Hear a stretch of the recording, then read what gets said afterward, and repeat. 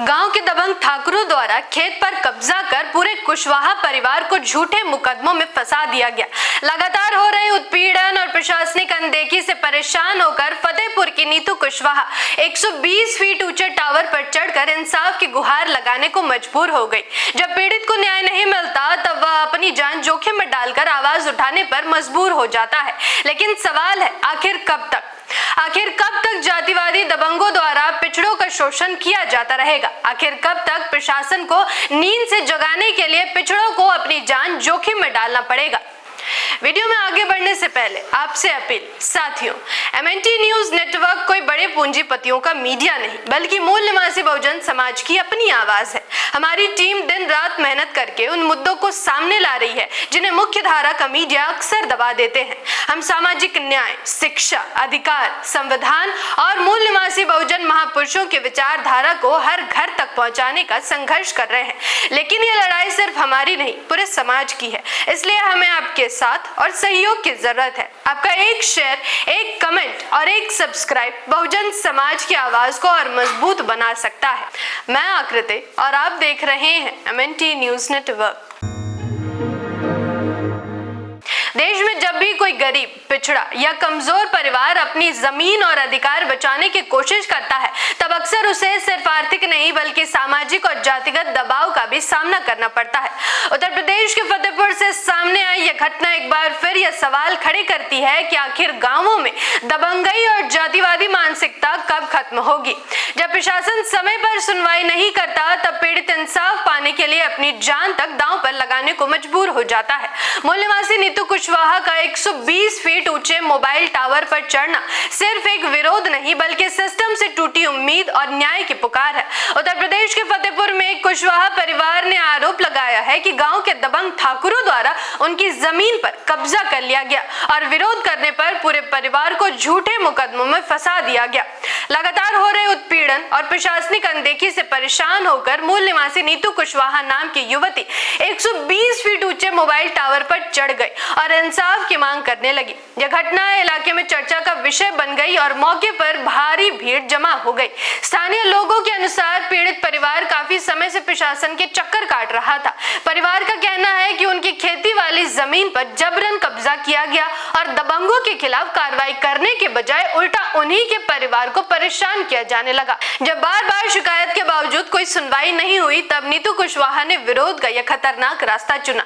यह घटना सिर्फ जमीन विवाद का मामला नहीं है बल्कि गांव में मौजूद उस मानसिकता को भी दिखाती है जहां कुछ दबंग लोग अपनी जाति और ताकत के दम पर कमजोर समुदायों को दबाने की कोशिश करते हैं।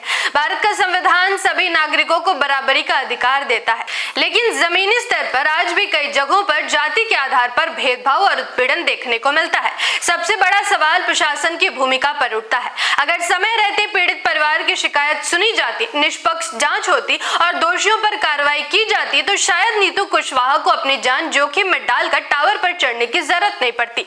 जब आम नागरिक को यह महसूस होने लगे कि उसकी आवाज सरकारी दफ्तरों तक नहीं पहुंच रही तब वह सड़क, प्रदर्शन या ऐसे खतरनाक कदम उठाने पर मजबूर हो जाता है। सोशल मीडिया पर भी इस घटना को लेकर लोगों में काफी गुस्सा देखने को मिल रहा है। कई लोग कह रहे हैं कि अगर पीड़ित परिवार किसी प्रभावशाली या ऊंची पहुंच वाले वर्ग से होता तो शायद प्रशासन इतनी देर नहीं करता। वहीं कुछ लोग इसे गाँव में फैली जातिवादी सोच और दबंगई का उदाहरण बता रहे हैं। लोग मांग कर रहे हैं कि मामले की निष्पक्ष जांच हो और पीड़ित परिवार को सुरक्षा दी जाए। एक यूजर ने लिखा, फतेहपुर के एक गांव में एक गरीब कुशवाहा परिवार की जमीन को ठाकुरों ने जमीन भी कब्जा कर लिया, मारा पीटा भी, फिर उल्टा ही पूरे परिवार पर मुकदमे कर फंसा दिया। लगातार हो रहे इस उत्पीड़न और प्रशासनिक अनदेखी से परेशान होकर फतेहपुर की नीतू कुशवाहा 120 फीट ऊंचे टावर पर चढ़कर इंसाफ की गुहार लगाने को मजबूर हो गई। पूरे उत्तर प्रदेश में ठाकुरवाद की सरकार में ठाकुरों के आतंक से पूरा उत्तर प्रदेश प्रताड़ित हो रहा है। शिवम यादव लिखते हैं, मुख्यमंत्री योगी आदित्यनाथ ने स्वजातीय भू माफिया से परेशान होकर लड़की टावर पर चढ़ी। अवधेश सिंह, राजेश सिंह ने लड़की के परिवार की जमीन हड़प ली और फर्जी केस में फंसा दिया। इसी के चलते लड़की के दादा की हार्ट अटैक से मौत हो गई। लड़की का नाम नीतू कुशवाहा है जो फतेहपुर जिले के रहने वाली है। जब लड़की को हर जगह से न्याय मिलने की उम्मीद खत्म हो गई तो उसने ये रास्ता अपनाया। आज पूरे प्रदेश में मुख्यमंत्री के स्वजातीय पीडीए का शोषण कर रहे हैं। भारत लगातार विकास और आधुनिकता की बात करता है, लेकिन ऐसी घटनाएं ये याद दिलाती है कि सामाजिक बराबरी और न्याय की लड़ाई अभी अधूरी है। जब किसी व्यक्ति को इंसाफ पाने के लिए टावर पर चढ़ना पड़े तो यह सिर्फ एक परिवार की नहीं बल्कि पूरे सिस्टम की असफलता मानी जाएगी। लोकतंत्र में जनता की आवाज सुनी जानी चाहिए, डराया नहीं जाना चाहिए। गांव में आज भी कई जगहों पर जाति के आधार पर दबाव बनाने की घटनाएं सामने आती रहती हैं। कुछ लोग सामाजिक ताकत और राजनीतिक पहुंच के सहारे कमजोर वर्गों को डराने की कोशिश करते हैं। यह मानसिकता सिर्फ संविधान के खिलाफ नहीं बल्कि इंसानियत के भी खिलाफ है। किसी भी समाज की असली पहचान उसकी बराबरी और न्याय की भावना से होती है, न कि जाति और दबंगाई से। नीतू कुशवाहा का यह कदम दिखाता है कि जब इंसाफ के सारे रास्ते बंद हो जाते हैं तब इंसान अपनी जान की परवाह किए बिना आवाज उठाने को मजबूर हो जाता है।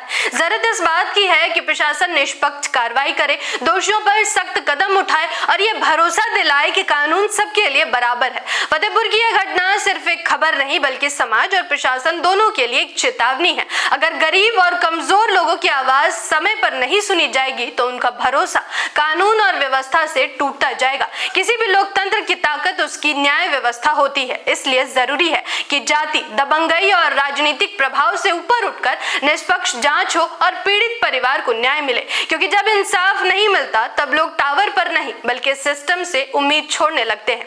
इस वीडियो को शेयर कीजिए और अपनी राय नीचे कमेंट जरूर करें। धन्यवाद। जय संविधान, जय लोकतंत्र, जय भीम, जय मूल्यवासी। MNT न्यूज नेटवर्क को सब्सक्राइब करें, लाइक और फॉलो करना ना भूलें।